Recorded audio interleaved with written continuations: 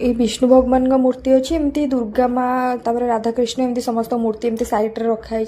आ ये कांथरे पूरा रामायणटा पूरा वर्णना करा माने विथ लेखा सहित माने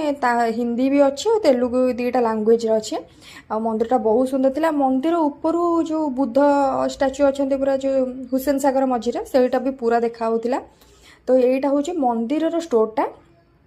किंतु एटे जिनस भल कि बहुत रेट एते रेट भाभी पारि नॉर्मल गोटे इयरिंग जोटा कि बाहर 20-30 टंकार अधिक ही नबनी एटा सेठी 100 टंका आउ